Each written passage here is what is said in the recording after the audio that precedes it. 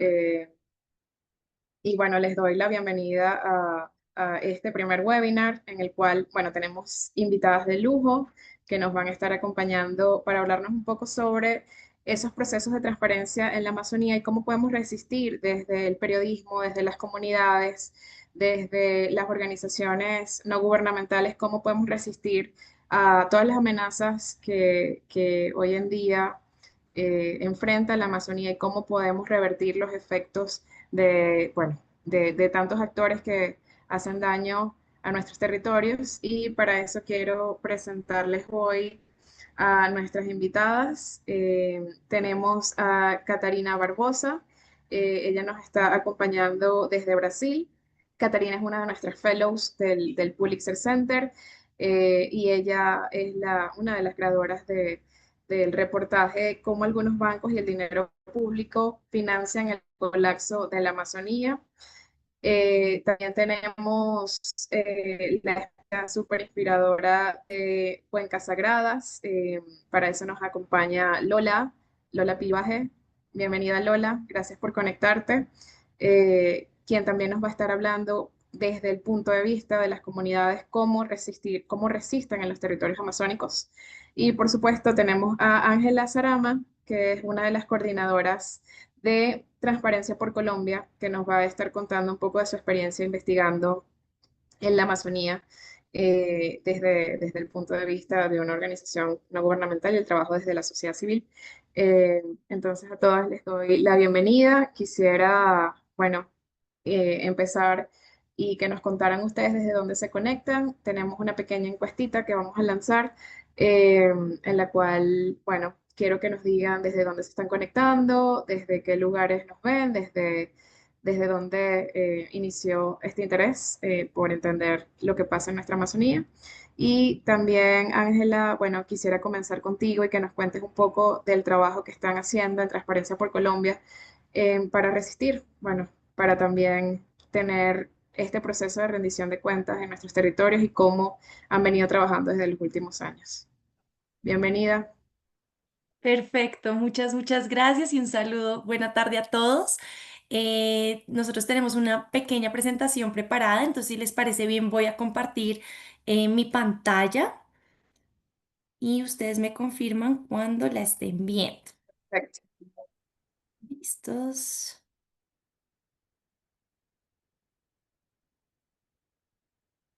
¿Listos? Creo que ya la pueden ver. Sí, Listos. perfecto. Bueno, pues buenas tardes a todos. Como les decía Meliani, mi nombre es Ángela Sarama, soy socióloga y coordinadora de proyectos de iniciativas medioambientales en Transparencia por Colombia. Nosotros somos una organización de la sociedad civil con más de 25 años de experiencia en materia de lucha contra la corrupción. Somos capítulo nacional de Transparencia Internacional, que es un movimiento de más, con presencia en más de 100 países en el mundo. Entonces, bueno, nos trae el día de hoy esta pregunta de quién vigila el Amazonas y con esta, digamos, pregunta y ya una mirada un poco más concreta sobre lo que decía Meliani ahorita de qué mecanismos concretos deberían fortalecerse para garantizar esa transparencia y para combatir la corrupción en la Amazonía. Quiero que pensemos en tres ejes y en tres preguntas y lo podemos ir desglosando poco a poco en conjunto. Y es uno, de qué hablamos cuando hablamos de la relación entre corrupción y medio ambiente. Dos, qué hemos encontrado desde Transparencia por Colombia sobre ese rol de la corrupción y los crímenes ambientales en la Amazonía en específico. Y qué podemos hacer para fortalecer la transparencia y combatir la corrupción. Entonces, en ese sentido, ¿de qué hablamos cuando hablamos de corrupción? En Transparencia por Colombia, utilizamos una definición general que es el abuso de posiciones de poder o de confianza para el beneficio particular de actores legales y o ilegales y en posible asocio entre estos para el detrimento del interés colectivo. Y este es como una definición que nos van a oír repetir continuamente porque recoge cuatro elementos fundamentales. Y es que no todo es corrupción. Cuando hablamos de una posición de poder o de confianza, estamos hablando de unos actores en particular. Cuando hablamos de que se genera un beneficio particular y precisamente ese detrimento del interés de todos, ahí es cuando logramos entender esa afectación de la corrupción. Y cuando ya lo vemos con las afectaciones que genera, podemos tener afectaciones en los derechos humanos, en perjuicios sociales, pero también en perjuicios ambientales. Y ahí es cuando hemos venido trabajando también en los años más recientes en esa relación entre corrupción y la protección del medio ambiente. En esto específico porque genera una vulneración en poblaciones concretas, en pueblos indígenas, en pobladores locales. Entonces, cuando vemos esa afectación en unas comunidades, además con unas condiciones que pueden ser más vulnerables, es cuando entramos desde el movimiento anticorrupción a generar unos mecanismos de protección. Pero para esto tenemos que tener un entendimiento más amplio de la corrupción, y es que la corrupción afecta la democracia, pero también genera daños difíciles de cuantificar, víctimas invisibilizadas, y esto es un enfoque que en los años recientes ha cogido más fuerza, y es entender que la corrupción sí nos afecta a todos, pero está generando unas víctimas concretas, y son víctimas con unas situaciones muy complejas, que además son situaciones, personas en general con población, una población en situación de vulnerabilidad o que enfrentan una discriminación histórica, que también por con las condiciones estructurales en las que se encuentran, pues se van a ver mayormente afectadas. Adicional a eso, la corrupción pues opera en redes y ha generado un impacto mayor porque es un fenómeno sistémico, es decir, con una mayor complejidad. Y vamos a ver a lo largo de esta presentación que precisamente por esa complejidad del fenómeno necesitamos unas acciones anticorrupción mucho más contundentes. Mm, En ese sentido, y ya entrando a la Amazonía, ¿qué hemos encontrado sobre el rol de la corrupción en los crímenes ambientales en la Amazonía? Primero, quiero comentarles del observatorio que tenemos, el Monitor Ciudadano de la Corrupción. Es un observatorio de transparencia por Colombia y realiza un análisis precisamente de las notas periodísticas publicadas en el país. Y a partir de la sistematización de estas notas de prensa es que logramos identificar ciertos patrones. En total, entre 2016 y 2022 se publicaron unas 1.243 notas relacionadas con hechos de corrupción. De estas, 51 hablan de hechos relacionados con el medio ambiente. Y cuando entramos a una mirada sobre estos hechos, logramos ver que 51% de estos nos hablan de corrupción privada y otro 45% de corrupción administrativa, lo que demuestra nuevamente la necesidad de acciones en conjunto, de cuando vamos a enfrentar la anticorrupción, no es solo enfrentar la corrupción desde el sector público, sino también involucrar a actores desde el sector privado. Y cuando miramos ya un poco más en detalle estos datos que nos están diciendo, primero, un enfoque en todo el tema de regulación y licenciamiento. Nuevamente, estos son datos de notas de prensa en Colombia en este periodo determinado, pero también todo el tema de contratación. Tanto regulación y licenciamiento como contratación muestran que es la complejidad del fenómeno porque es el relacionamiento de entidades públicas, pero también con actores privados. Cuando vemos ya el enfoque en los grupos vulnerables, la afectación en los grupos étnicos, en servicios públicos y en víctimas del conflicto armado, que en Colombia además podemos ver una relación en unos territorios en donde confluye una concentración no solo, digamos, de recursos naturales, pero también de actores al margen de la ley, que complejiza también las acciones de protección de los líderes ambientales con unas condiciones de inseguridad fuerte en los territorios. Adicional a eso, vemos que el reporte de estos hechos de corrupción se concentran en los grandes centros económicos. Y cuando vemos esto, nos debe preocupar porque precisamente vemos por qué no estamos publicando sobre la deforestación en la región amazónica. Y esto nos empieza a generar más preguntas y nuevamente nos debe preocupar ese silenciamiento. Ya vamos a entrar a verlo un poco más en detalle. Y 4, hablarles sobre las entidades afectadas y es precisamente que ahí vemos otros actores más allá de los actores a nivel nacional que comúnmente salen en las notas de prensa o que, digamos, solemos o escuchar. Vemos también unos actores a nivel territorial, como las alcaldías, como las corporaciones autónomas regionales, que no tienen las mismas capacidades institucionales que otros actores a nivel nacional y que al no tener esas capacidades, las medidas anticorrupción también se ven limitadas. Recordando y digamos retomando la idea de precisamente sobre el reporte y dónde estamos encontrando este reporte y la concentración en los grandes departamentos, en los departamentos que concentran el poder político y económico en el país, precisamente surge este concepto de los territorios silenciados. Y es que vemos que hay unas regiones en donde precisamente por la corrupción y otras problemáticas sociales, pues no reciben la atención mediática que se debería y no se conoce estos hechos. El silenciamiento no es que no ocurran los hechos, es que no los logramos conocer o no hay unas condiciones sociales e institucionales adecuadas para el reporte y la denuncia de hechos de corrupción. Y precisamente esto porque nos debe preocupar, porque eso puede generar altos niveles de impunidad, lo que dificulta también la denuncia y pues el seguimiento de estos hechos para generar medidas contundentes anticorrupción en estas regiones del país. Y ya como tal quiero hablarles de un estudio en específico que hicimos sobre los crímenes ambientales en la Amazonía. ¿Y qué vemos cuando tenemos esa mirada en específico de la relación entre corrupción y crimen organizado? Y es que hay una relación simbiótica entre los dos fenómenos. Es decir, que la corrupción posibilita el crimen organizado y el crimen organizado posibilita la corrupción. En ese sentido, esto lo que genera es un caldo de cultivo perfecto para generar unos motores de deforestación y de pérdida de biodiversidad, como la minería ilegal, el tráfico de fauna y flora, el tráfico de madera, la apropiación de tierras en el territorio amazónico. Y como tal, si ya lo llevamos a una mirada, entonces a partir de esta relación, ¿qué es lo que nos preocupa? Pues unas debilidades institucionales y una alta discrecionalidad en la toma de decisiones, unas redes de corrupción que se entrelazan constantemente con unas redes criminales.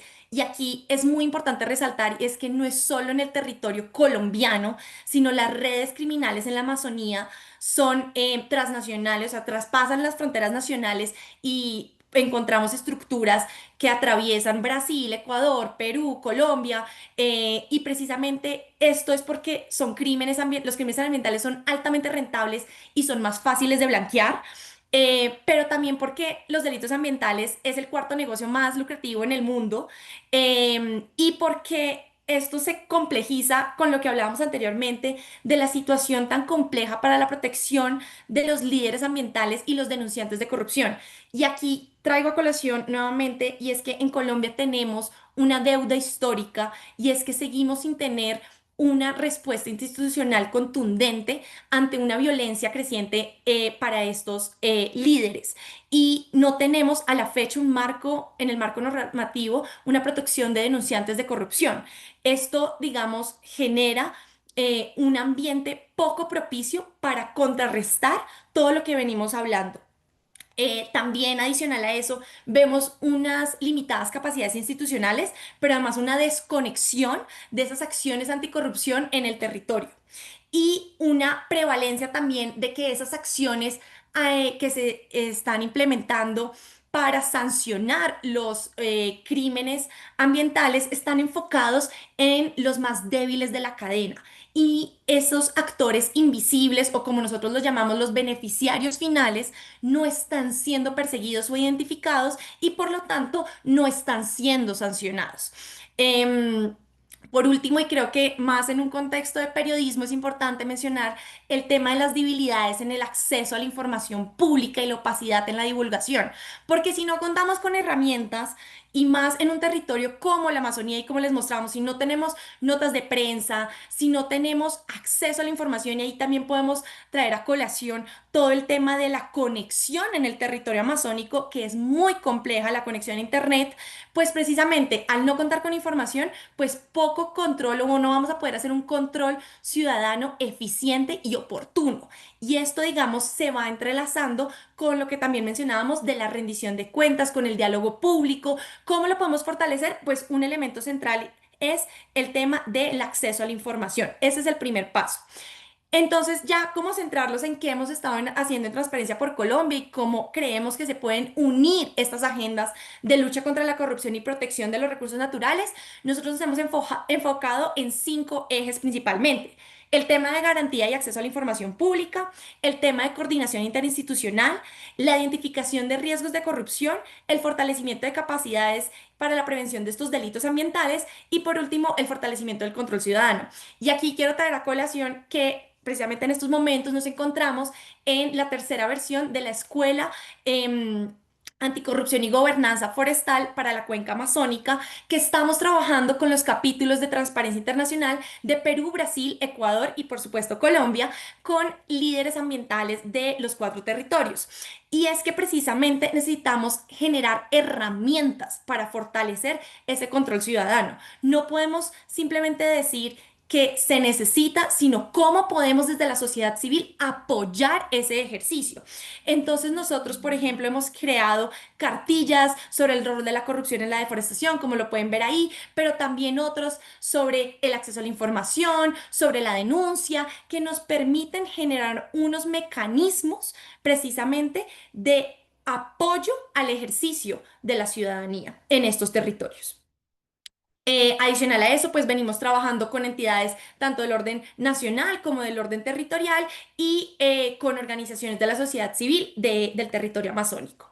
Y ya para concluir, y quiero que se queden un poco con este mensaje de precisamente qué podemos hacer, pues como les decía, como es un fenómeno, la corrupción, un fenómeno sistémico y muy complejo, ¿qué se requiere? Pues unir desde varias aristas, es decir, se requiere un trabajo unido y organizado desde actores públicos, desde actores privados, pero también de las organizaciones de la sociedad civil, desde los periodistas, desde la cooperación internacional, porque precisamente es entre todos que se puede lograr avanzar en materia anticorrupción.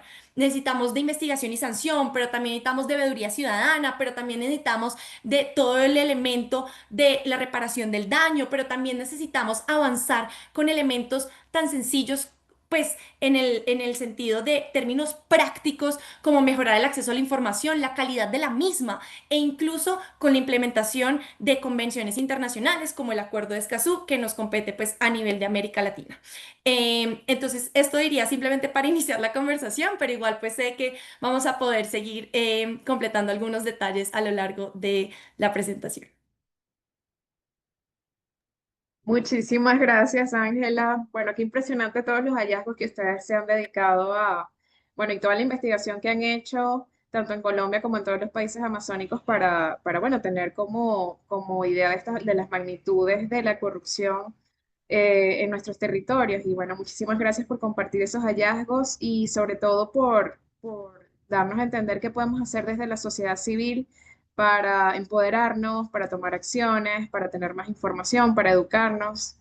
Muchas gracias por compartir con nosotros toda la investigación, los resultados y las, digamos, los proyectos que tienen en camino en Transparencia Internacional, Transparencia por Colombia, y bueno, también lo que hacen eh, en todo el territorio, en todos los territorios amazónicos también.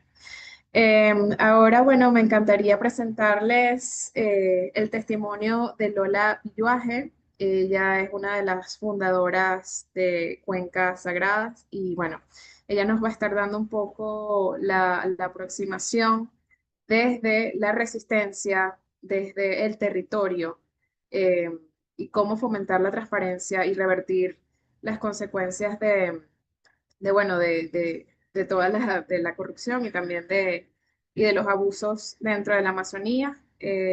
Gracias, Lola, por conectarte. Eh, Avísanos si quieres compartir pantalla y te podemos ayudar. O, ok, a ver, y si hacemos, Sí, perfecto, a ver sí, si te escuchamos bien. sí requiero compartir, no sé si llegó la información, mi compañera Carla había compartido a ustedes. No sé si tienen Sí, ahí, por si sí, puedes compartir, pero si quieres podemos compartir. sí, por favor, me ayudan a compartir. Perfecto. Ya. Danos unos segundos.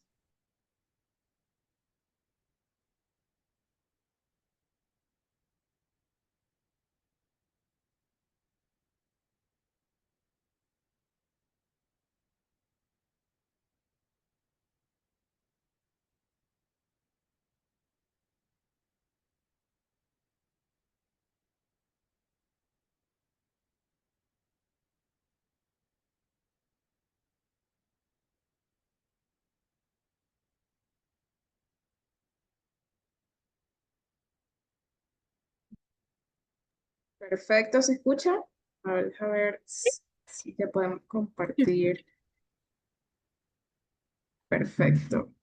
La presentación de Lola. Bueno, me avisan si pueden ver la pantalla.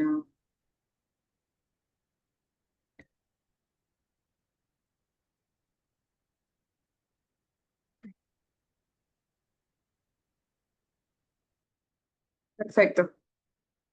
¿Ya se puede ver? Sí, sí lo veo. Perfecto. Ya, listo. Espérenme un ratito. Ahí.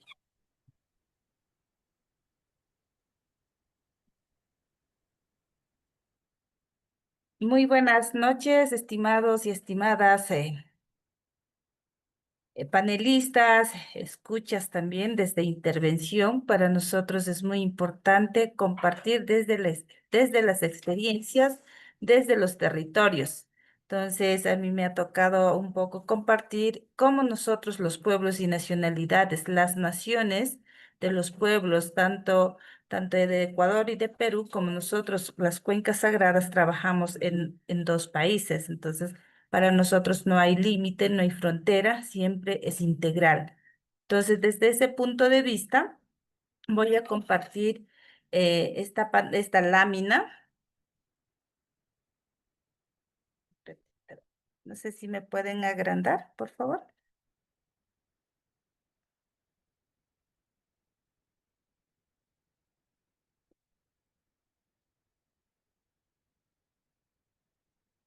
¿Me pueden presentar agrandando esta lámina, por favor? Sí, ya mismo. Lola. Ya.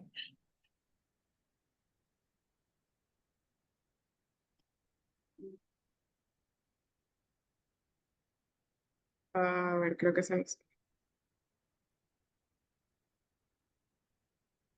Poner en presentación.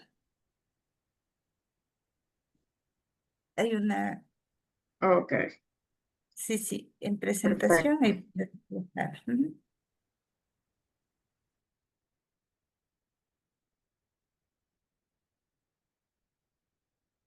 Listo. Desde el inicio, por favor. Ya. Em, Como decía, agradecerles una vez más. Como cuencas sagradas, nosotros vemos los territorios integralmente. ¿Quién vigila la Amazonía? Interesante el tema. Voy a hablar los temas que nosotros tratamos como pueblos o naciones de ambos países. Quiere decir, cuencas sagradas es integral para nosotros, es holístico. Por favor, otro. Ya. Ante la amenaza que existe dentro de los territorios de las naciones y pueblos y nacionalidades, nosotros vemos, para nosotros es un peligro. Cuando hay amenaza, para nosotros es peligro. ¿Por qué peligro?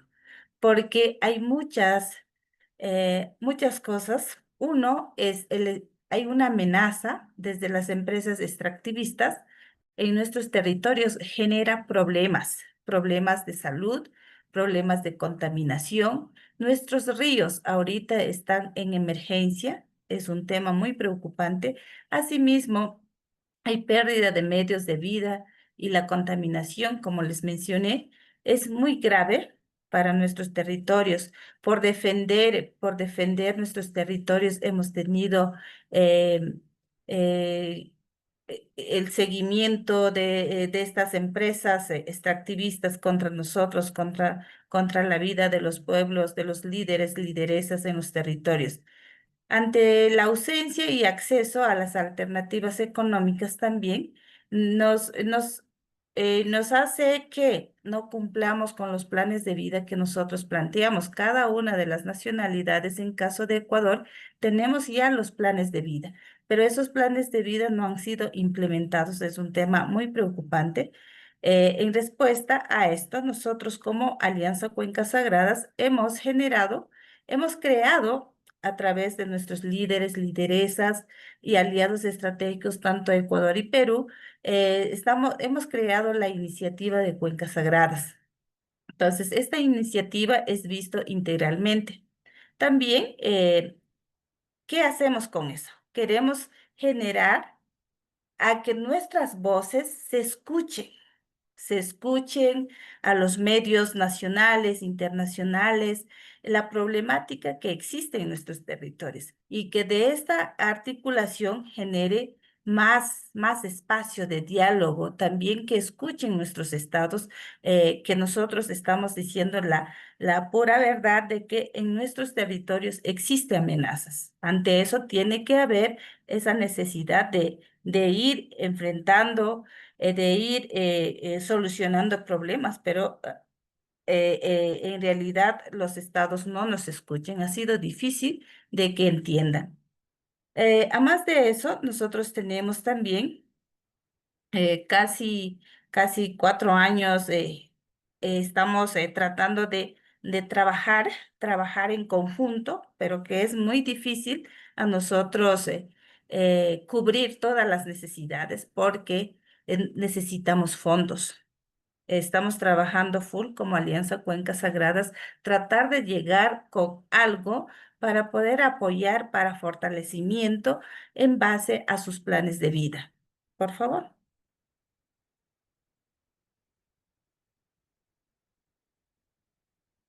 ¿Puede pasar a otra lámina? Ya. Ante esto, nosotros tenemos una visión, como decía anteriormente, se crea la Alianza Cuencas Sagradas con la finalidad de proteger nuestros bosques, de conservar ese bosque intacto, ese bosque primario. Entonces, en el año 2021 se lanza el Plan Bioregional 2030 con 9 líneas de transición socioecológica concebida desde el territorio. Toda esta información ha sido realizada previa a un diagnóstico con la participación de los líderes, lideresas desde los territorios, las voces. Entonces, este documento es trabajado con nuestros hermanos, hermanas desde los territorios. En el año 2023 se constituye en Ecuador la Alianza Cuencas Sagradas como entidad autónoma e independiente. ¿Qué quiero decir?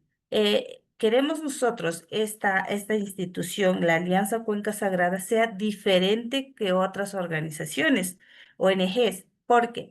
Porque dentro de ello, en esta alianza, están los pueblos, las naciones de los pueblos quienes se están protegiendo desde sus territorios, dando vocería, resistiendo ante las amenazas, son nuestros pueblos y nacionalidades quienes habitan. Y necesitamos para defender, tener mayor propuesta, mayor participación y también nosotros estamos trabajando con nuestros aliados también. Globalmente también incorporan en estas actividades operativas. También en el año 2024, la alianza incluye las 28 nuevas organizaciones miembros, están integradas, ¿no es cierto? Trabajamos integralmente también con 3 de la sociedad civil, que es muy importante. Eso es la información muy clara que nosotros integramos los pueblos y tenemos también integrantes de la sociedad civil que son parte como aliados para poder encaminar en conjunto en esta lucha. Asimismo, tenemos la colaboración integral. Para nosotros es importante y la permanencia entre los saberes ancestrales y contemporáneos. ¿Por qué decimos los saberes? Los saberes son milenarios. Los saberes permanecen con nuestros abuelos, líderes y los territorios. Para nosotros los territorios son vivos. Por ende, la vida de la selva para nosotros es integral. Nosotros conectamos con los seres espirituales. Los ríos son fundamentales. Nosotros tenemos mundos diferentes y todo es integral. Por favor, otra lámina. Ya. ¿Dónde están las cuencas sagradas? Las cuencas sagradas están en los pueblos, en las nacionalidades y en las naciones. En el caso de Perú, hablamos de las naciones y en el caso de Ecuador es pueblos y nacionalidades. Para nosotros no hay frontera, no hay límite. Para nosotros siempre queremos trabajar como Alianza Cuencas Sagradas. Estamos obviamente trabajando en defensa de esos derechos de la naturaleza, derechos de las personas quienes vivimos en la comunidad, en los territorios, son quienes están en resistencia ante la amenaza. Entonces, nosotros queremos, a través de esta alianza, lograr que nuestros líderes, nuestras organizaciones puedan ser protegidos, realmente protegidos por todo, porque sin ellos nosotros no tendríamos selva. Ellos son quienes son los que dicen, mire, aquí tenemos problemas, si hay problemas, nosotros estamos ahí día en día diciendo, no, no ingreso de las petroleras, no ingreso a las minerías. Para nosotros ha sido muy, muy duro el golpe, todos los ríos están contaminados, estamos sufriendo por el tema de minería, petróleos en los ríos. Para nosotros es una fuente principal el agua y también es parte de nosotros. Entonces, eso no entienden las empresas grandes, extractivistas, no sé cómo hacerles entender. Esperemos que a través de este medio podamos nosotros informar, decirles que necesitamos que haya personas que luchemos en conjunto a decir no el ingreso de estas empresas extractivistas que nos hacen daño a la salud y otros. Por favor. Ya.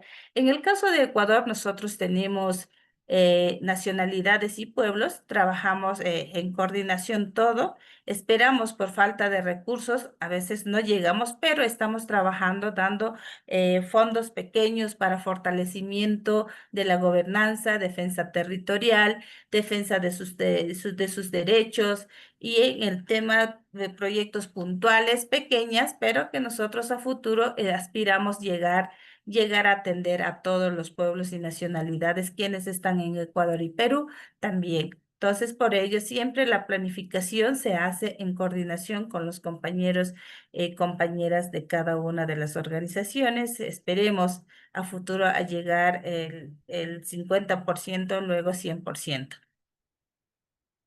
Por favor, otra lámina.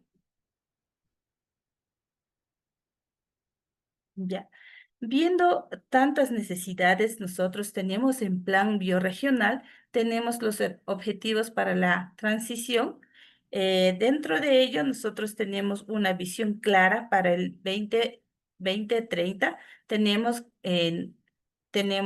algunos temas. Primero es detener el avance de la industria extractivista, que acabo de decir, eliminar la degradación y pérdida de bosques, es nuestro eje principal, promover la conservación y restauración de los bosques, consolidar el buen vivir amazónico y asegurar la gobernanza territorial indígena de los pueblos y nacionalidades en este caso.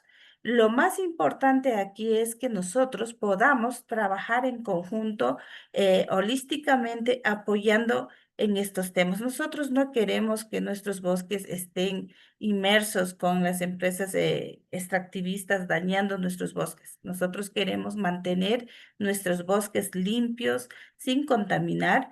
Entonces, esperamos con nuestro plan, ha sido difícil, pero esperemos con la unidad de todos, con las voces de nuestros pueblos, de todo, no solamente depende de los pueblos y nacionalidades, sino de todo el mundo para que podamos conservar. A las personas que conservamos en los territorios tienen que ser defendidos, apoyados.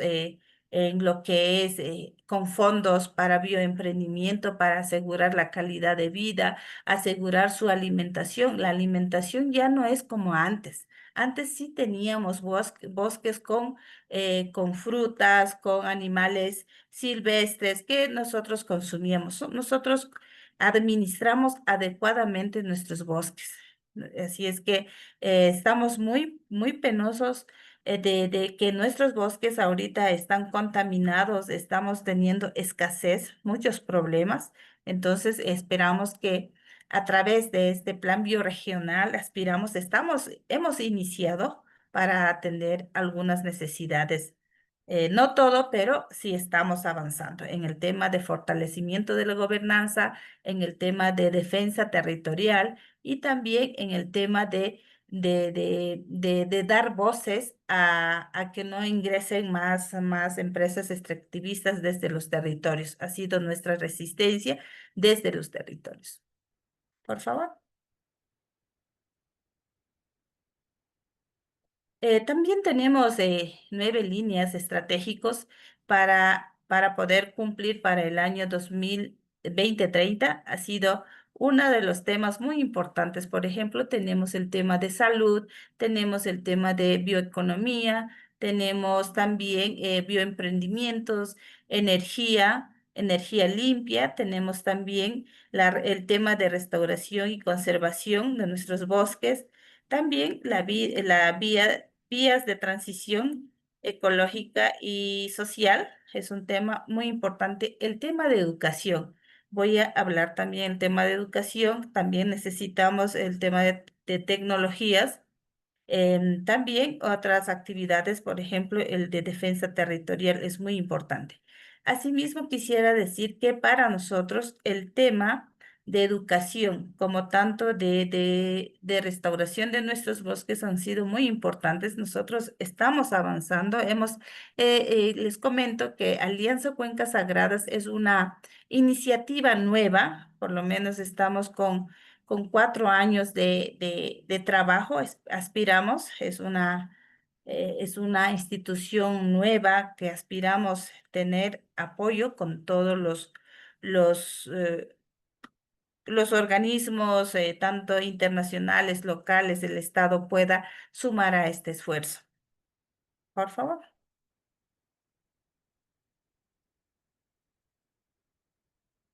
Ya. Como producto, nosotros tenemos para poder fortalecer la gobernanza de los pueblos y nacionalidades y naciones. Nosotros tenemos en el tema de educación, estamos aportando, formando líderes, lideresas desde la Escuela Viva Amazónica, se llama Escuela EVA. Ahorita tenemos ya la tercera promoción. En la primera promoción, ¿por qué nosotros hacemos este apoyo? Este apoyo en el tema de fortalecer esas capacidades desde los territorios es muy importante. Estamos en el Ecuador trabajando. Por cada nacionalidad tiene que participar un hombre y una mujer, porque nosotros queremos que tanto las mujeres y los hombres tienen que ser un complemento. La educación ha sido primero para nosotros y queremos que los jóvenes sean las personas que van a liderar. Queremos que sean jóvenes con transparencia. Lo más importante de la compañera que antecedió informaba que hay mucha corrupción desde los territorios. Eso nosotros no queremos, por eso como Alianza Cuencas Sagradas hemos iniciado con la capacitación o formar líderes a través de estos módulos. Queremos que estos chicos tengan conocimiento, primero fortalecer esa capacidad desde nosotros, conocer los principios que tenemos desde la familia que era antes. Ahorita, y también ver lo occidental, las dos cosas, pero que nosotros quiero que estos jóvenes queremos lo que nosotros queremos es que los jóvenes que están ahora en la escuela EVA sean los que van a generar ya con esos principios. Queremos que todo sea transparencia, sin esas anomalías. La corrupción está en todos, entonces esperamos que con los chicos tengamos como mayor información correcta, con transparencia. Y para ello, ellos tienen que ser partícipes en este proceso de protección y defensa territorial. Tiene que ser con transparencia. Entonces, yo pienso que estamos insertando en lo que me antecedió. Fue muy importante lo que decía. Tiene que ser con transparencia, sin corrupción. La corrupción nos hace daño. Entonces, estamos trabajando también en el tema de protección y defensa territorial, acciones de defensa legal y protección de territorios de los PIASI. Entonces, es fundamental. Los territorios ahora actualmente han sido amenazadas ante las empresas extractivistas en los territorios donde viven nuestros hermanos y hermanas que no tienen contacto con la sociedad. Hay que protegerles a ellos, también a las personas que alguna manera estamos fuera, pero tenemos muchas complicaciones. También el tema de conservación, estamos trabajando y la protección del bosque también es un elemento fundamental. ¿Qué estamos haciendo? Necesitamos tener un fondo para financiamiento directo para las organizaciones. Alguna manera, de esa manera nosotros podemos incidir políticamente a múltiples niveles en el relacionamiento con gobiernos, agenda de defensores, convenciones internacionales. Y desde las voces, nosotros podemos hacer campañas para frenar la frontera extractivistas, digamos, las empresas que quieren financiar para dañar el medio ambiente. Nosotros como pueblo siempre vamos a estar en resistencia. Obviamente, en el caso de Ecuador, nosotros, si hay algún problema, nosotros estamos en las calles haciendo vocería, haciendo resistencia desde nuestros territorios. Eso ha sido nuestras voces, si no, el gobierno no nos hace caso. Ya, y tenemos realidades que nosotros estamos como un proyecto piloto. Hemos considerado que ya tenemos estudiantes de diferentes nacionalidades.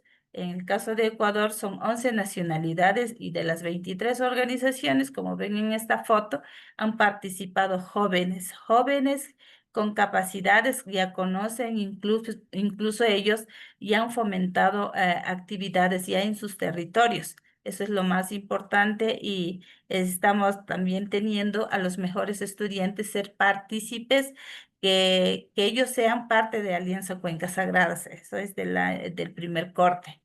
Y también la Universidad Amautahuasi nos ha apoyado para la certificación. Y ahora, el nuevo componente, en el tercer periodo, nosotros ya contamos con la participación de los compañeros de los compañeros de las nacionalidades, de las naciones en Perú. Tenemos 12 estudiantes que ya están capacitando en el 2025. Estamos muy orgullosos de que nuestros jóvenes van a ser los voceros en los territorios. Hay que fomentar esa capacidad. Tienen muchas capacidades que nos pueden apoyar a ser voceros desde los territorios ante la amenaza. Eso creo que es.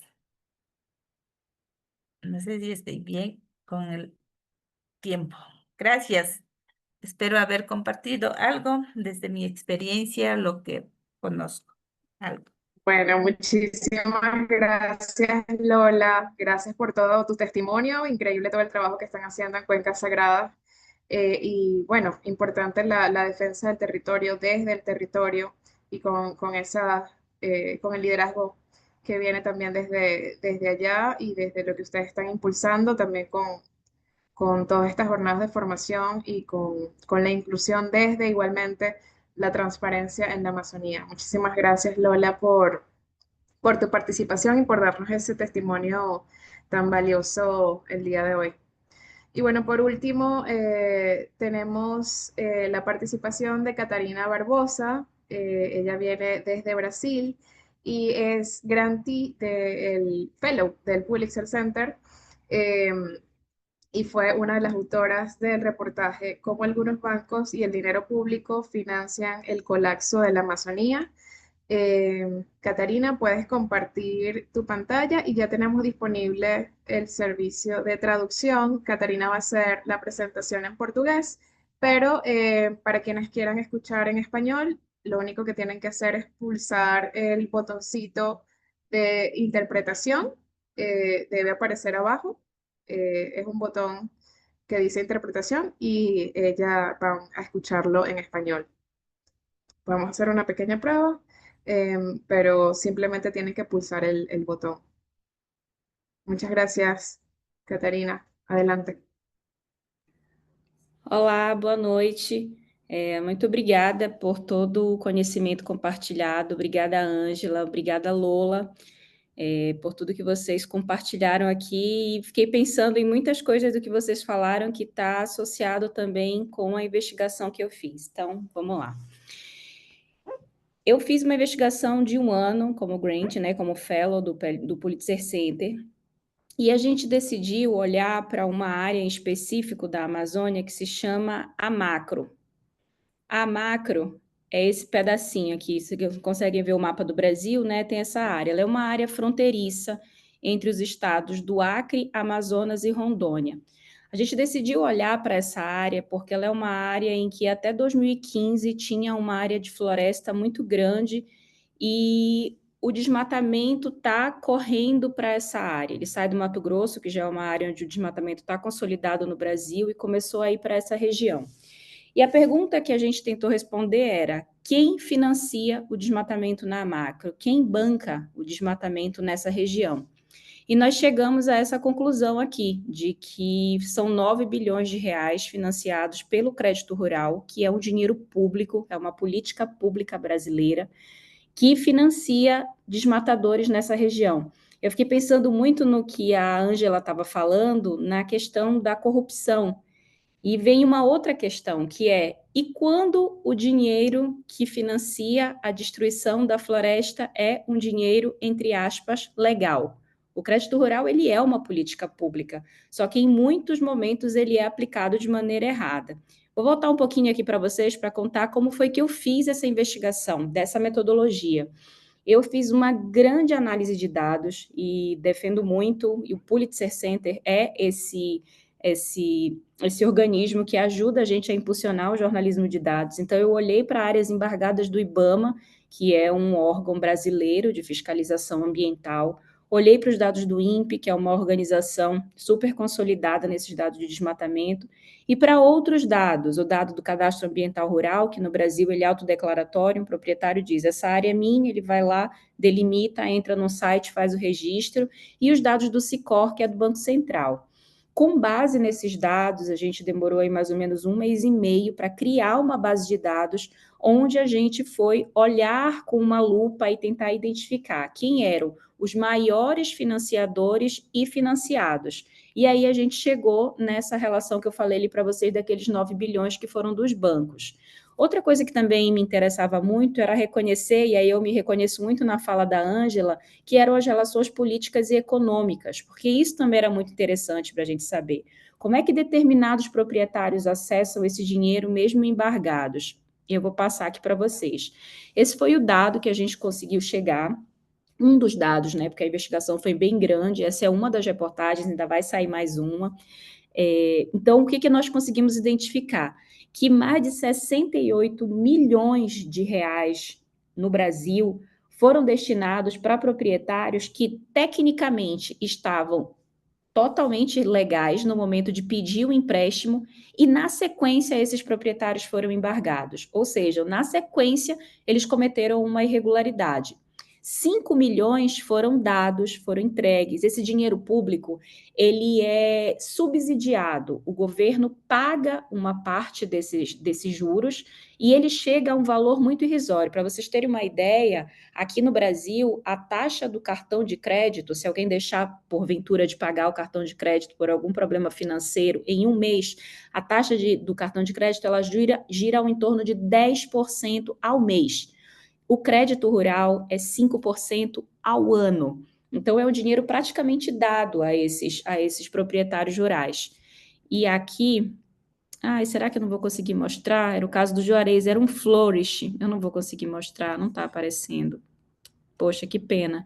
Era um flourish do Juarez Monteiro, que foi um caso que a gente conseguiu olhar em campo. E esse caso dele, ele é um proprietário que ele tinha R$ 1 milhão em multa, ou seja, o Juarez, ele chegou até cometeu um desmatamento ilegal numa área. O IBAMA, que é esse órgão ambiental que eu falei para vocês lá no início, que eu olhei os dados, o IBAMA aplicou uma multa em cima do Juarez de R$ 1 milhão. E o Juarez foi a 2 bancos brasileiros, o Banco do Brasil e o Banco da Amazônia, e conseguiu, junto a esses bancos, aproximadamente R$ 1 milhão. Então, assim, o Juarez conseguiu proporcionalmente o dinheiro que ele devia, ele conseguiu a um subsídio desse dinheiro que é público. E esse foi um dos casos, né? A gente acabou colocando ali na reportagem 2 grandes casos, e eu me reconheço muito na fala da Ângela e na fala da Lola também. A Lola trouxe um ponto que ela falou assim: eles trazem problemas de saúde, trazem problemas de contaminação para dentro do território. O que vocês estão olhando aqui é fruto da minha próxima reportagem. Esse aqui, a área que vocês olham, que ainda tem floresta, ela é o território indígena do povo caripuna, que fica em Rondônia, aqui no Brasil. Quando vocês olham na borda, aqui nessa borda, que está tudo desmatado, a gente vê várias árvores jogadas no chão. Essas árvores, elas não estão... Esse território desmatado, ele não é dentro da terra indígena, ele é na borda. Mas olha como isso mostra, porque esse lugar, ao redor dele, tem vários. Aqui, e se eu não me engano, ao redor desse território, são cerca de R$ 2 bilhões em financiamento do crédito rural. E aí eu volto para outra provocação, que é um dinheiro, entre aspas, legal. Muito desse dinheiro está legal, está dentro da legalidade. E mesmo assim está pressionando, porque o povo caripuna comenta muito dessa pressão do dinheiro, desse financiamento, desses proprietários que estão na margem do território, como diria o Ailton Krenak, que é um pensador indígena brasileiro, eles estão ali comendo a terra na lateral desse território. Então, uma das coisas que a gente colocou aqui, resumidamente, acho que eu falei um pouquinho mais rápido, é que o financiamento público ele contribui sim para a destruição da Amazônia. E a gente precisa pensar muito em como essa política pública ela é destinada. Essa foi um também dos objetivos da reportagem. E a outra é que a gente precisa revisar as políticas de crédito no Brasil. A Ângela citou o Santander ali, enquanto ela estava falando. O Santander é uma das instituições que no Brasil opera o crédito rural. E tem dinheiro do Santander nessa investigação, dentro desses 9 bilhões que a gente encontrou, tem dinheiro do Santander legal. E eu conversei com o CEO do banco, na verdade, o responsável pelo crédito rural de dentro do banco, não exatamente o CEO, e ele falou que, por exemplo, o embargo não é um impeditivo para o Santander conceder um financiamento, que eles têm outras políticas que eles consideram muito mais eficazes do que a própria avaliação do IBAMA. Então, a gente precisa pensar na parte da ilegalidade, e na minha reportagem eu falo dessas ilegalidades, mas a gente precisa também pensar no impacto que esse dinheiro causa quando ele chega nos territórios, e no que isso muda na vida das populações. Porque se a gente pensar no Brasil, por exemplo, no PRONAF, que é o Programa da Agricultura Familiar, que também está dentro do crédito rural, às vezes um proprietário que trabalha com orgânico, ele não tem a mesma facilidade para conseguir esse dinheiro, porque tem, como a Ângela falou, essa relação política e econômica que faz com que esses proprietários, e na maioria das vezes são os proprietários que cometem ilegalidades, que têm acesso a esse valor, esse recurso que é um dinheiro público. Então, essa foi a minha investigação. Tentei ser bem breve para aproveitar aí os 15 minutos que eu tenho. E se alguém quiser conversar comigo depois sobre a investigação, ela é bem mais extensa, é bem mais longa. Os dados na reportagem eles são um recorte do universo que foi do que a gente fez durante esse último ano. E quem quiser conversar comigo, eu estou disponível, porque acho que é muito importante a gente olhar para essa questão e ver como é que esse dinheiro público está sendo responsável pela destruição da floresta e que impacta o mundo inteiro, porque, enfim, estamos todos conectados. Obrigada. Gracias, Catarina, por tu participación.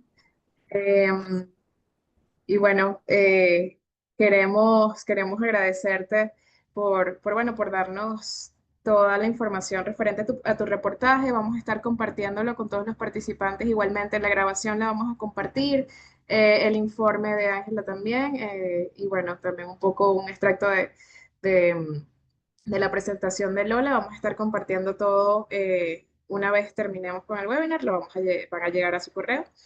Y ahora me gustaría pasar brevemente a una pequeña ronda de preguntas, primero dirigidas una pregunta a cada una de ustedes. Y bueno, quienes tengan preguntas pueden dejarlas en el chat. Vamos a estar anotando algunas para hacer un breve intercambio. Pero bueno, quisiera comenzar preguntándole a Ángela. ¿Qué mecanismos concretos crees que deberían fortalecerse para garantizar la transparencia y sobre todo combatir la corrupción y el crimen organizado, bueno, asociado al saqueo de recursos naturales en la Amazonía, ¿no? Esto basado sobre todo en lo que nos comentabas de la falta de control estatal. eh, entonces, desde tu punto de vista, desde el punto de vista desde la sociedad civil, ¿qué mecanismos crees que deberían fortalecerse para garantizar un mejor, digamos, un mejor mecanismo de control y transparencia en la Amazonía? Listos. Bueno, para comenzar, creo que el tema de acceso a la información es fundamental, pero además acceso a la información y creo que no solo asociado con la publicación de la información, sino la calidad de la misma. Y es que algo que hemos identificado es que, por ejemplo, en Colombia tenemos mucha información publicada, podemos acceder, pero cuando vemos el detalle de esta información es cuando encontramos algunas barreras. Por ejemplo, y haciendo una relación con lo que ahorita mencionaba Catarina, frente al tema de financiación. Cuando vamos a entrar a mirar el tema de financiación o de los fondos que invierten, nosotros podemos encontrar cierta información publicada, pero cuando queremos ver el detalle de la ejecución de esta información, no lo encontramos. Entonces, ahí es cuando digo, información sería lo primero, pero en información tenemos que desglosarlo a entender que es no solo publicación, sino calidad y que sea también útil esta información, que sea publicada en tiempo, digamos, en el respectivo tiempo, para que sea, digamos, útil para la ciudadanía, pero también ahí terminar de enfrentar las barreras en lo que podemos llamar, por ejemplo, todos los mecanismos y que Catarina también mencionaba de la relación con el sector privado. Algo que hemos identificado en Transparencia por Colombia, por ejemplo, es el uso de fondos extrapresupuestarios, que son fondos que juegan o que son utilizados con em, las reglas del sector privado, pero se están implementando unos programas públicos. Entonces, cuando queremos analizar programas públicos financiados con estas fuentes, es muy difícil acceder. Entonces, cuando hablamos de mecanismos, sería también enfrentar esas barreras. ¿Listos? Y de pronto también otro recurso, digamos, de mecanismos concretos, todo el tema de protección a denunciantes de corrupción y de líderes ambientales. Colombia lastimosamente sigue siendo de los países con el mayor número de asesinatos de líderes ambientales y entonces ahí es generar unas condiciones también para la denuncia, para el reporte de estos hechos y ahí mecanismo fundamental y por el cual el país debería avanzar, todo el tema normativo de protección a estos denunciantes Y por último, me quedaría también con los mecanismos de las condiciones de entidades territoriales. Y es que cuando llegamos a ver estas entidades territoriales y no solo las capacidades, digamos, de la ciudadanía de control, sino de las mismas entidades para ejercer en estos territorios, vemos que tienen unas capacidades muy limitadas.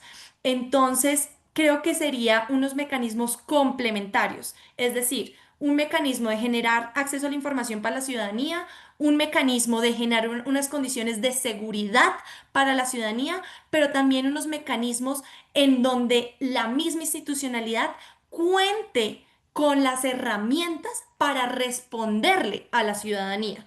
Entonces, creo que no hay uno solo, son varios mecanismos y complementarios. Gracias, Ángela. Gracias por ese súper aporte y bueno, creo que termina siendo como una experiencia conjunta, ¿no? De trabajo en equipo, porque, bueno, garantizar la transparencia, sobre todo en el territorio, requiere de muchísima articulación entre todos los actores. Para Lola, quisiera preguntarte, Lola, desde tu punto de vista, ¿qué aprendizajes nos deja la resistencia local en el territorio, sobre todo en tu experiencia en cuencas sagradas y sobre todo para fortalecer la vigilancia y la participación ciudadana en las decisiones que afectan a la Amazonía? Esto desde, o sea, ¿qué aprendizaje, qué podemos nosotros tomar desde la experiencia de cuencas sagradas para garantizar la transparencia en la Amazonía?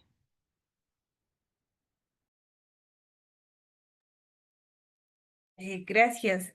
Sí, ¿cómo nosotros podemos garantizar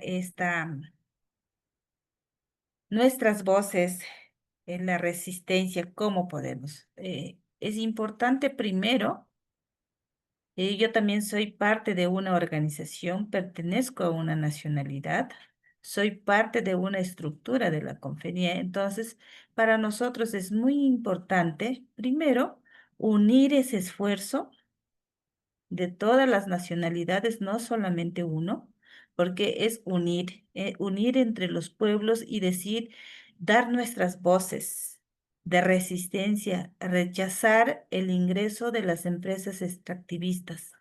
Nosotros siempre hemos estado dando vocería, resistiendo desde los territorios.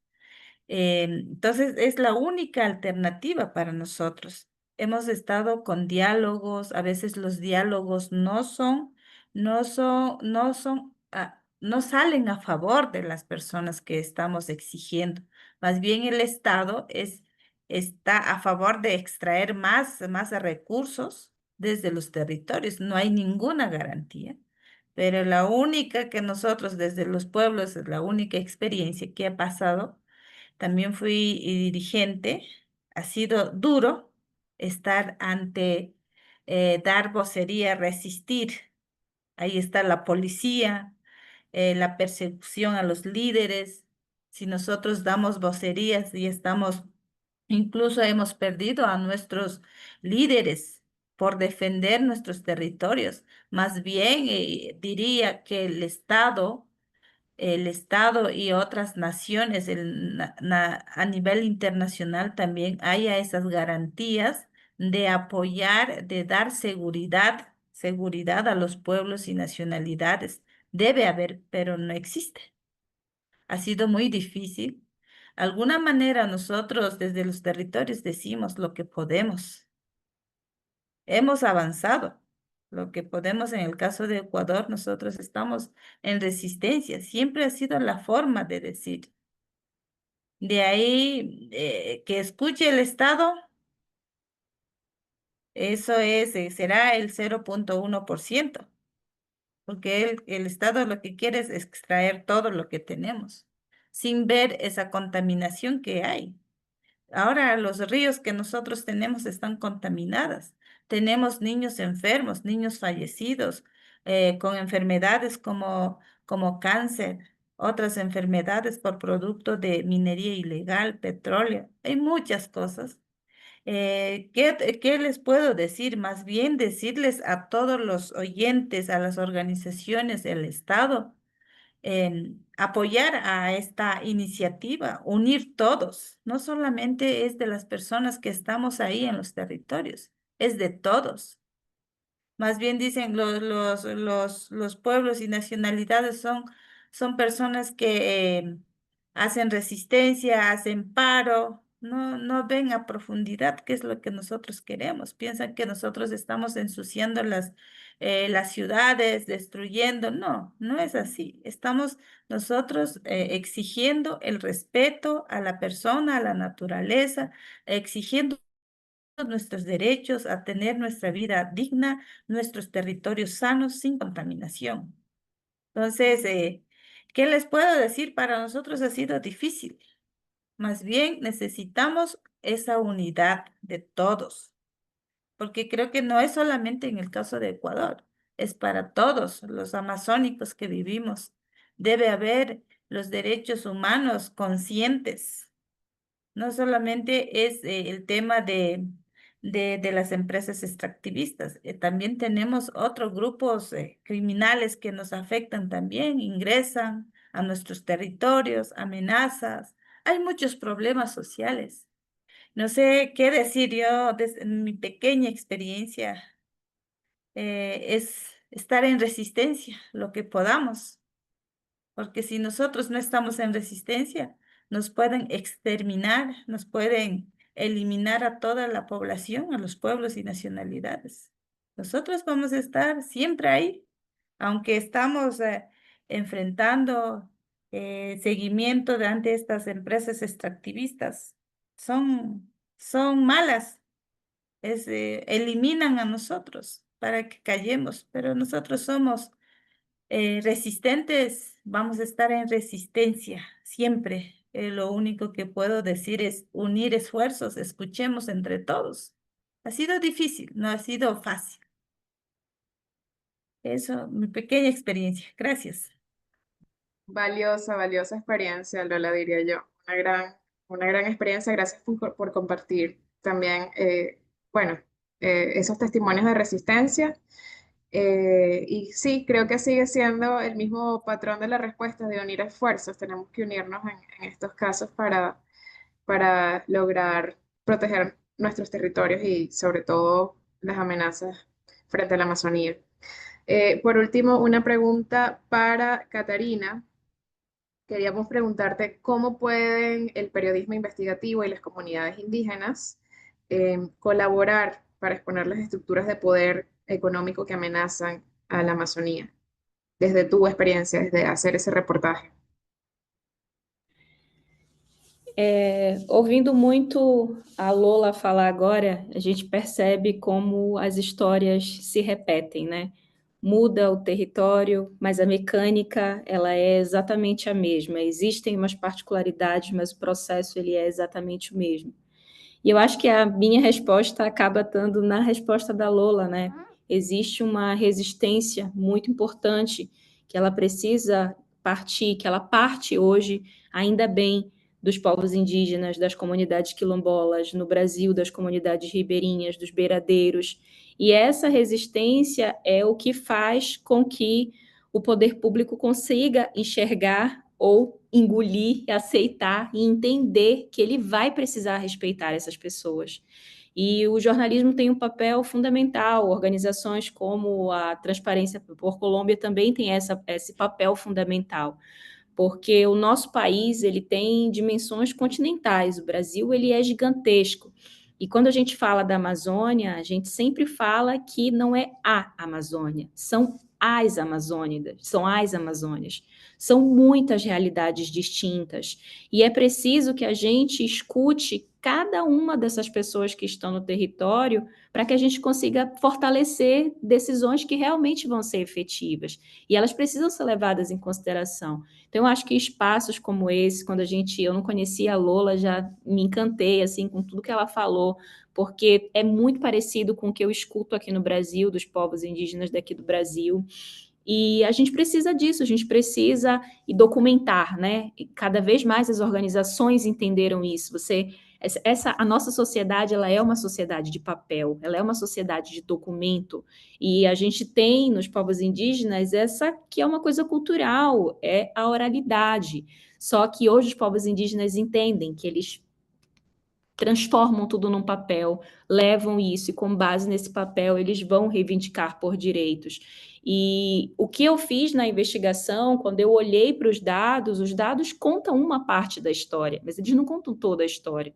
Os dados me apontaram para onde eu tinha que ir, o que eu tinha que olhar, o que eu tinha que fazer. E quando eu pisei o solo, quando eu pisei o território caripuna, quando eu pisei as comunidades que estão tendo embate com fazendeiros, com o crédito rural, você consegue completar a história, né? Os dados, eles são fundamentais, mas a gente só consegue dar esse rosto de realidade. A gente consegue perceber, olha, foram 131 milhões para esse cara aqui, mas esse dinheiro que não foi para a política pública no Brasil, ele impactou como? Ele fez mal para quem? Quem ele está prejudicando?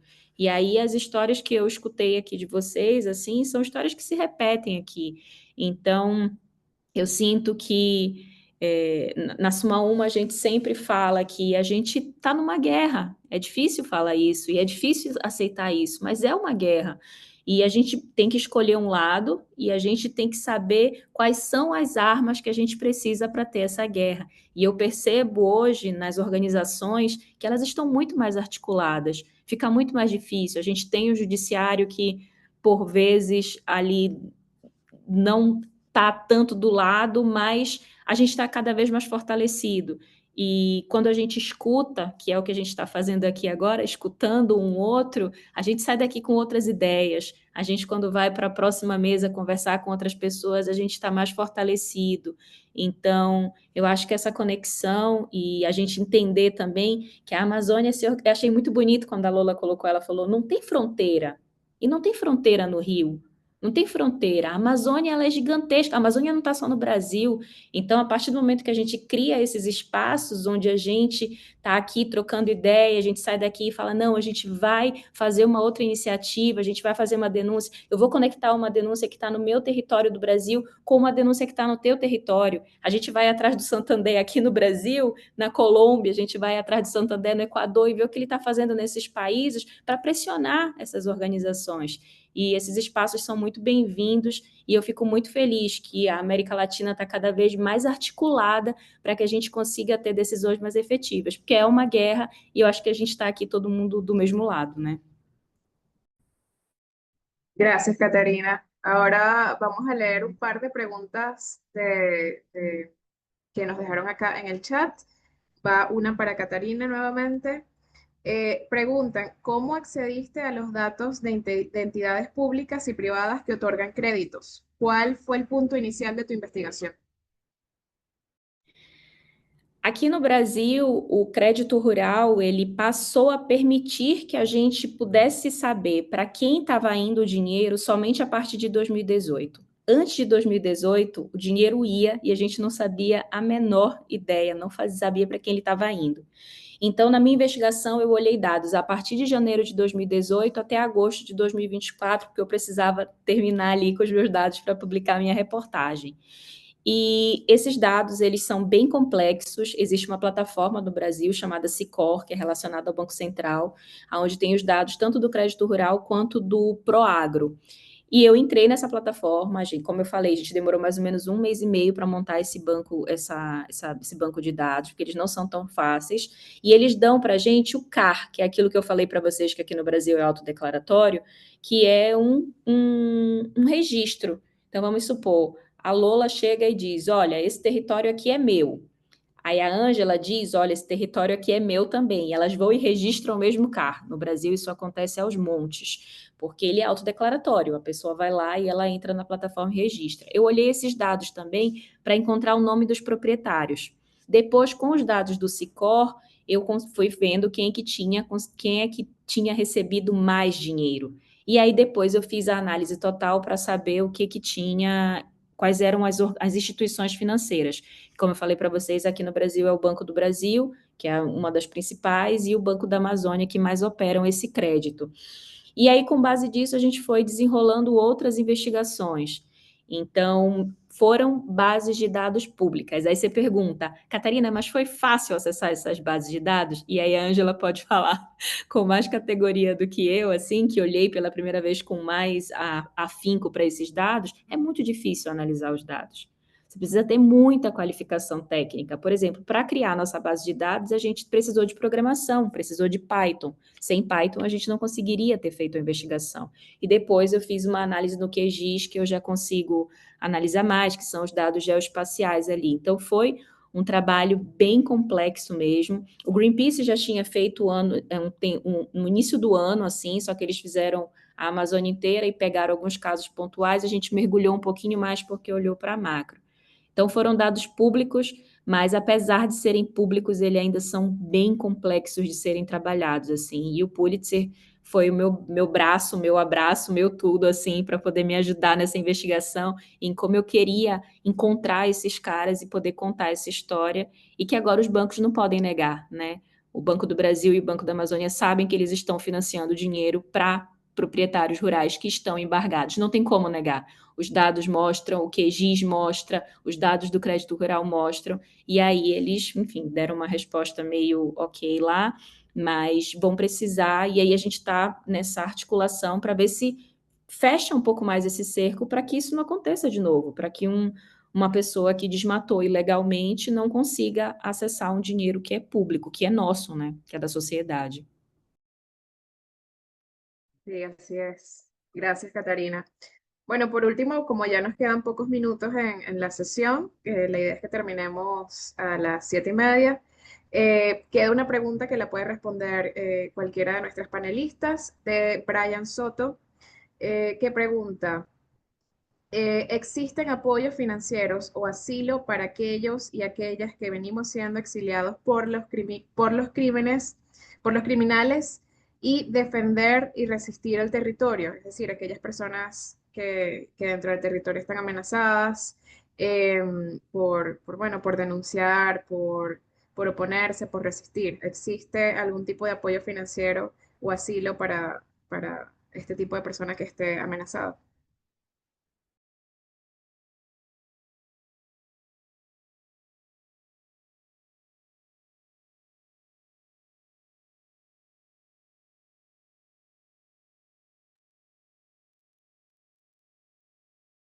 Bueno, era abierta, creo que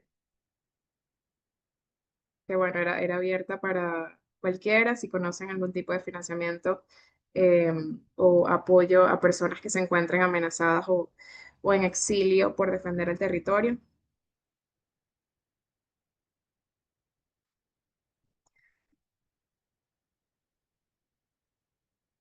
En todo caso, podríamos eh, enviar información bueno, tratar de ayudar a Brian eh, con esa pregunta. Hasta ahora no tenemos como una respuesta muy clara a eso.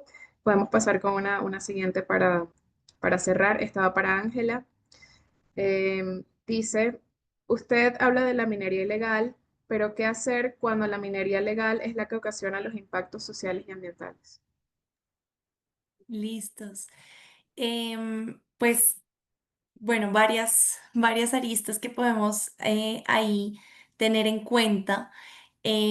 Por un lado, es que, y creo que lo voy a linkear también con lo que antes estaba mencionando tanto Lola como Catarina, y es, por un lado, ser conscientes que el impacto ambiental, ya sea legal o ilegal, lo estamos viviendo, ¿no? De este tipo de, de situaciones, digamos, cuando vemos la minería, se genera una contaminación, ya hablemos la legal o ilegal.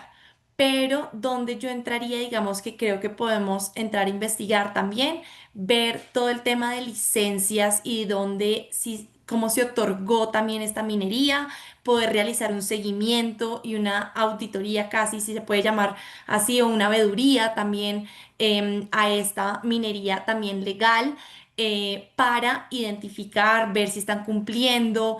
hacer un llamado también a las autoridades competentes que deben realizarle un seguimiento a esta minería. Entonces, creo que por ese lado se podría. Sin embargo, creo que también, y voy a ligarlo con otra pregunta que también vi en el chat, sobre precisamente que hablaban de qué hacemos con los funcionarios que se hacen, valga la redundancia, los de la vista gorda. Y creo que hay veces también nos vemos enfrentados, estamos viendo que esta minería es legal, estamos viendo que los funcionarios no están haciendo precisamente o no están reaccionando como esperamos. Y creo que estas dos preguntas que pusieron en el chat están muy relacionadas, porque es como una frustración frente a los mecanismos que ya están institucionalizados o que son legales. Y creo que ahí hay dos ejes que quiero llamar. Uno, pues que sigue existiendo todos los mecanismos de denuncia, de reporte, que toca continuar, aunque veamos que sea difícil el tema de denunciar la corrupción en nuestros países. Sigue existiendo mecanismos también anónimos para esto y creo que esto es hacia donde las instituciones deben, digamos, promover el anonimato en la denuncia para la protección, pero también, y es un llamado que hemos estado haciendo desde Transparencia por Colombia, y es desnormalizar la corrupción. Y es no podemos seguir haciéndonos precisamente los de la vista gorda y la vista gorda no solo desde la institucionalidad, pero también desde nuestros territorios. Hemos visto que esto se hace siempre y porque se hace así, entonces lo vamos a seguir permitiendo. Creo que el llamado es desnormalizar la corrupción y en ese sentido, pues hacer un llamado a los distintos actores, a los que están en el territorio, a las entidades públicas, hacer un seguimiento constante no solo a la minería, porque puede ser un ejemplo, pero hay muchos ejemplos más y hay mecanismos que todavía contamos para generar ese peso y contrapeso y la ciudadanía es un contrapeso al poder y no podemos olvidar eso, que la ciudadanía tiene un factor fundamental de control al poder privado, de control al poder institucional, y ahí es donde debemos concentrar los esfuerzos. Gracias, Ángela. Bueno, muchísimas gracias a todas por darnos sus testimonios, sus bueno, hallazgos, investigaciones, compartir todo el trabajo que han venido haciendo y creo que la gran reflexión del día es articular esfuerzos. Bueno, fortalecer nuestras capacidades con estos espacios de encuentro donde empezamos a compartir cada uno de nuestros testimonios y, bueno, tener la oportunidad de juntarnos y reflexionar sobre esto. Entonces, muchísimas gracias por asistir, muchísimas gracias por compartir con nosotros en este espacio. Y para todos los que se conectaron, vamos a estar igualmente compartiendo en sus correos las presentaciones y la grabación de este webinar. Y bueno, que pasen una feliz noche. Muchísimas gracias a todos por estar y por compartir. Hasta luego. Gracias. Chao. Chao. Tchau, tchau.